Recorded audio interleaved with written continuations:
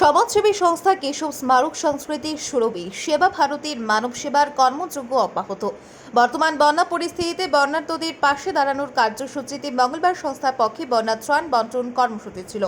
ভারত বাংলাদেশ আন্তর্জাতিক সীমান্তবর্তী পশ্চিম কাটিগড়ার অন্তর্গত মহাদেবপুর ও তার পার্শ্ববর্তী অঞ্চলগুলোতে গ্রামবাসীদের কথা মতো কোনো ধরনের সরকারি সাহায্য এখন পর্যন্ত না পেলেও বন্যার প্রতিকূল পরিস্থিতির মধ্যে প্রত্যেকবারের মতো এবারও সেবা ভারতী তাদের পাশে দাঁড়িয়েছে।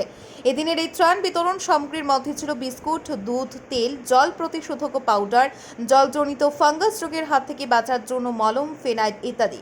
এদিন সংস্থার প্রতি গ্রামবাসীরা যথেষ্ট কৃতজ্ঞতা প্রকাশ করেন। এই বন্যা ত্রাণ কার্যক্রমে উপস্থিত ছিলেন সংস্থার সভাপতি শুভ্রাংশু শেখর ভট্টাচার্য, যুগ্ম সম্পাদক সৌমিত্র দত্ত রায়, বন্যা ত্রাণের সংযোজক গোপাল চন্দ্র, সৌরভ দাস।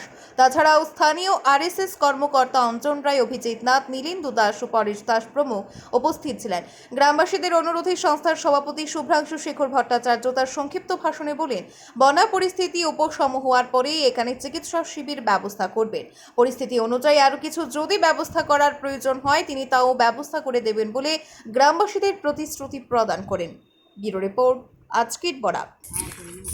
নমস্কার, ধন্যবাদ ডাক্তার গোপাল চন্দ্র।